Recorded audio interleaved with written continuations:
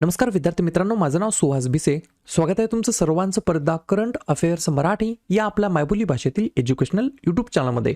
विद्यार्थी मित्रांनो, आज आहे 30 जून, म्हणजेच जून महिन्यातील शेवटचा दिवस आहे 30 जून 2024. आजच्या दिवसाचे जेवढेही चालू घडामोडीचे महत्त्वाचे टॉप प्रश्न बनत असतील ते सर्व प्रश्न आपण या व्हिडिओच्या माध्यमातून पाहणार आहोत. तरी सर्वप्रथम आपण जर नवीन असाल, पहिल्यांदा या चॅनलवरील व्हिडिओ पाहत असताल तर चॅनलला या ठिकाणी अवश्य सबस्क्राईब सुद्धा करून घेऊ शकता.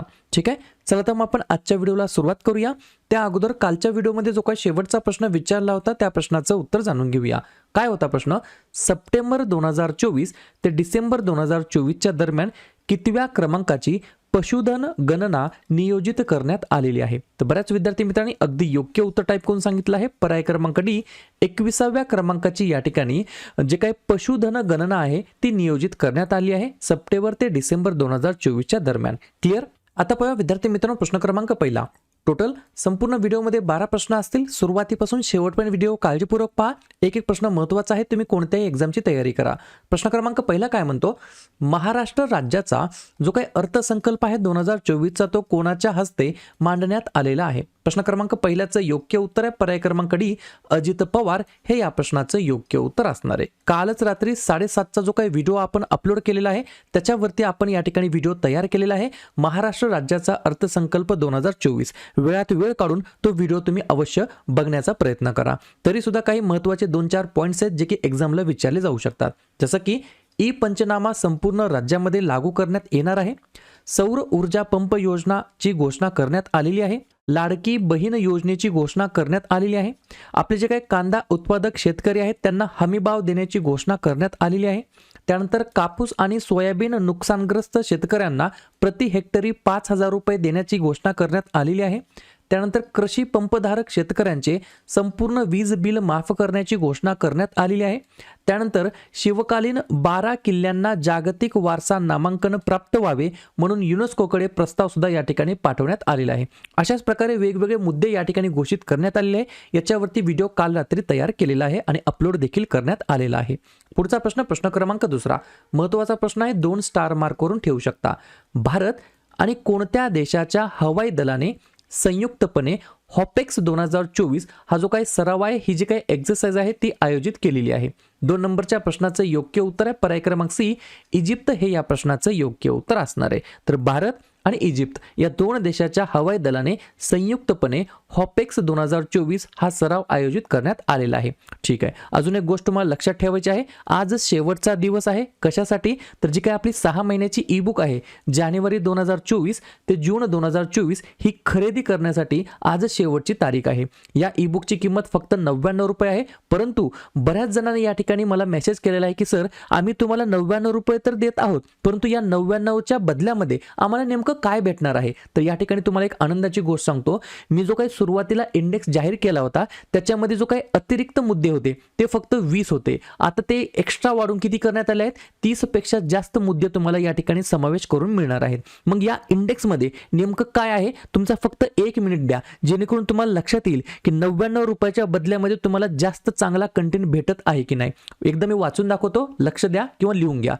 जे काही सुरुवातीचे 6 महिने आहेत जानेवारी ते जून 2024 या प्रत्येकी 6 महिन्याचे सेपरेट 150 असे तुम्हाला 1 लाइनर क्वेश्चन मिळणार आहेत चालू घडामोडीचे. त्याच्यानंतर सेपरेट टॉपिक मिळणार आहेत 1 लाइनर प्रश्न उत्तरांचे. कशाचे? तर लिहून घ्या. 2023-24 मध्ये जेवढ्याही एक्झाम झाल्या त्याच्यामधील महत्त्वाचे चालू घडामोडीचे प्रश्न तुम्हाला मिळणार आहेत. त्यानंतर जे काही काल बजेट या ठिकाणी जाहीर करण्यात आलं महाराष्ट्राचं त्याच्यावरील प्रश्न, केंद्रीय बजेट जे काही जाहीर करण्यात आलं होतं त्याच्यावरील प्रश्न, CAA वरील प्रश्न, G20 आणि G7 या शिखर परिषदेवरील प्रश्न, लोकसभा निवडणूक, केंद्रीय मंत्रिमंडळ, महाराष्ट्र मंत्रिमंडळ, महत्त्वाच्या नियुक्त्या, जानेवारी ते जून या 6 महिन्यातील महत्त्वाचे दिवस आणि त्यांच्या थीम, पुस्तक आणि लेखक, 2023-24 मधील प्रथम घटना, महत्त्वाचे ऑपरेशन्स. त्यानंतर अजून भरपूर पॉईंट्स आहेत जसे की अयोध्या राम मंदिर 2024 याच्यावरील महत्त्वाचे प्रश्न. त्यानंतर 2024 मधील प्रथम महिला, आंतरराष्ट्रीय संस्था, त्यांचे प्रमुख आणि त्यांचं मुख्यालय, भारतातील सर्व राज्य, त्या राज्यांचे नवीन मुख्यमंत्री, नवीन राज्यपाल, राजधानी, Vidhan Sabha seat, Rajya Sabha seat, Lok Sabha seat, त्यानंतर महत्त्वाचे देश, त्या देशाचे राजधानी, चलन, अध्यक्ष आणि पंतप्रधान, महत्त्वाचे राष्ट्रीय उद्यान, रामसर स्थळे, वारसा स्थळे, क्रीडाच्या चालू घडामोडी, महत्त्वाचे निर्देशांक, GI टॅग, पुरस्कार, पद्म पुरस्कार, भारतरत्न पुरस्कार, चित्रपट पुरस्कार, नरेंद्र मोदींना देण्यात आलेल्या वेगवेगळ्या देशांच्या अंतर्गत पुरस्कार, महत्त्वाच्या योजना, शिखर परिषदा, युद्ध सराव, क्रीडा स्पर्धा, येणाऱ्या आगामी काळातील जे काही पुरुषांचं महिलांचं IPL झालं त्याच्यावरील प्रश्न आणि जे काही लेटेस्ट T20 वर्ल्ड कप झालं त्याच्यावरील प्रश्न, या सर्व गोष्टींचा डाटा तुम्हाला एकाच PDFच्या अंतर्गत मिळणार आहे, जेणेकरून तुम्हाला सेपरेट याच्याबद्दल नोट्स काढायची गरज नाही. मग या सर्वांची किंमत या ठिकाणी आपण फक्त 99 रुपये ठेवलेली आहे. या ठिकाणी मी तुम्हाला गॅरंटी देतो, तुम्ही कोणत्याही एक्झामची तयारी करा, तुम्हाला बरेच प्रश्न या PDFच्या माध्यमातून आपल्या YouTube चॅनलच्या माध्यमातून मिळणार आहेत. या ठिकाणी लक्षात ठेवा, आज शेवटचा तारीख आहे. 99 रुपये तुम्हाला सेंड करायचे आहेत. 96 730 58 600 या मोबाईल नंबरला सेंड करायचे आहेत. सुहास भिसे असं नाव येईल. फोन पे किंवा गुगल पे करून तुम्ही याच मोबाईल नंबरला स्क्रीनशॉट पाठवू शकता. ठीक आहे. पाहूया पुढचा प्रश्न. प्रश्न क्रमांक 3. 5 सप्टेंबर ते 6 सप्टेंबर 2024 रोजी इंटरनॅशनल सोलार अलायन्सद्वारे भारतातील पहिला आंतरराष्ट्रीय सौर महोत्सव कोठे होणार आहे? 3 नंबरच्या प्रश्नाचं योग्य उत्तर आहे पर्याय क्रमांक B, नवी दिल्ली या ठिकाणी होणार आहे. 2-3 पॉइंट लिहून घ्या एक्स्ट्रा. इंटरनॅशनल सोलार अलायन्स याची स्थापना पंतप्रधान नरेंद्र मोदी आणि फ्रान्सचे राष्ट्राध्यक्ष यांनी 2015 मध्ये केली होती. लेटेस्ट न्यूज आपण कालच पाहिली होती. 99 क्रमांकाचा मेंबर याचा झालेला आहे स्पेन आणि 100व्या क्रमांकाचा मेंबर झालेला आहे पॅराग्वे नावाचा देश. महासंचालक आहेत अजय माथुर आणि मुख्यालय आहे कशाचं? इंटरनॅशनल सोलार अलायन्सचं गुरुग्राम हरियाणा या ठिकाणी. पुढचा प्रश्न. प्रश्न क्रमांक 4.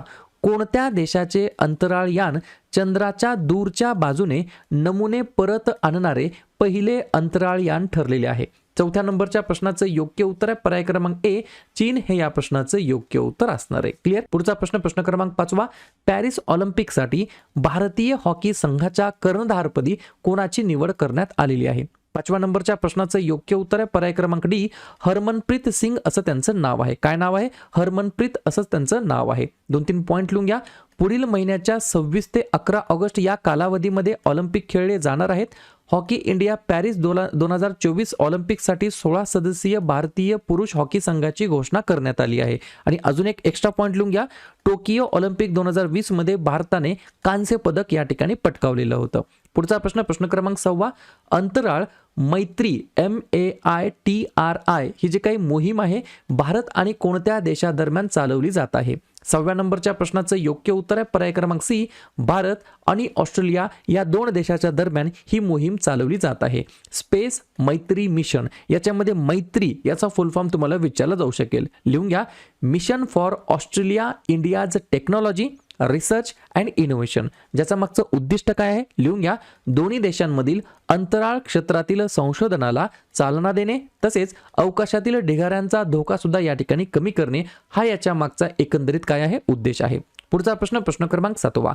जागतिक लघुग्रह दिवस केव्हा साजरा करण्यात येत असतो? तर जून महिन्याच्या शेवटच्या दिवशी म्हणजेच पर्याय क्रमांक B, 30 जूनला दरवर्षी विद्यार्थी मित्रांनो आपण या ठिकाणी जागतिक लघुग्रह दिवस म्हणून आपण साजरा करतो. हा साजरा करण्याच्या मागचा उद्दिष्ट काय? लिहून घ्या.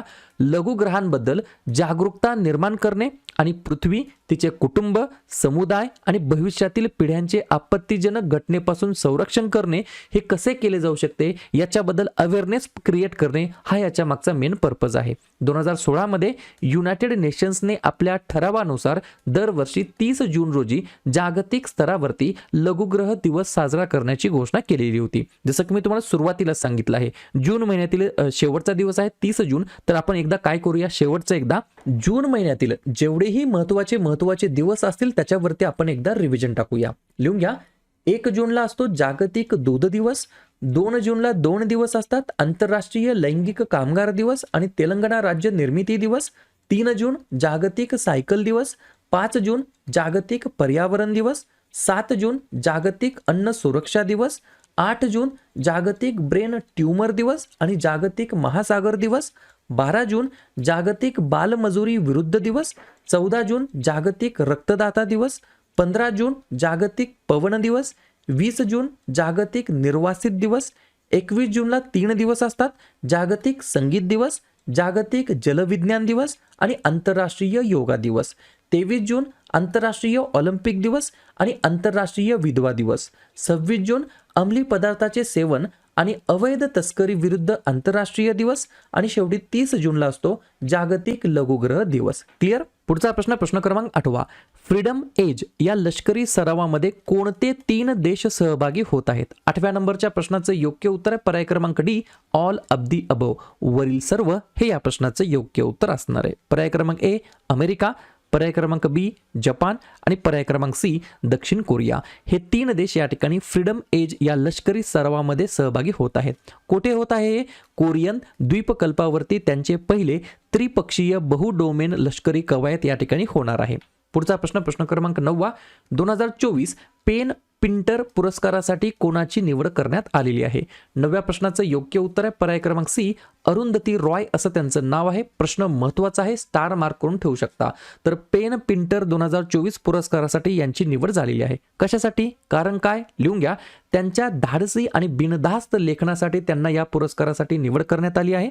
अरुंधती रॉय या प्रतिष्ठित बुकरने सन्मानित झालेल्या पहिल्या भारतीय या ठिकाणी ठरलेल्या आहेत. The God of small things या कामासाठी त्यांना 1997 मध्ये मॅन बुकर पुरस्काराने देखील सन्मानित करण्यात आलेलं होतं. पुढचा प्रश्न क्रमांक 10. स्टार मार्क करून ठेवा. भारतातील पहिली AI समर्पित संस्था युनिव्हर्सल AI विद्यापीठाचे कुलगुरू म्हणून कोणाची नियुक्ती करण्यात आलेली आहे? 10व्या नंबरच्या प्रश्नाचं योग्य उत्तर आहे पर्याय क्रमांक सी, सायमन मॅक असं त्यांचं नाव आहे. काय नाव आहे? सायमन मॅक असं त्यांचं नाव आहे. भारतातील पहिली AI समर्पित संस्था युनिव्हर्सल AI विद्यापीठाचे कुलगुरू म्हणून त्यांची नियुक्ती करण्यात आली आहे. पुढचा प्रश्न क्रमांक 11. भारतातील पहिले चॅडविक हाऊस नेव्हिगेटिंग ऑडिट हेरिटेज किंवा CAG संग्रहालय कॅग म्युझियम कोठे उघडले गेलेले आहे? तर पर्याय क्रमांक बी शिमला हे या प्रश्नाचं योग्य उत्तर असणार आहे. अशा प्रकारे शेवटचा प्रश्न क्रमांक 12.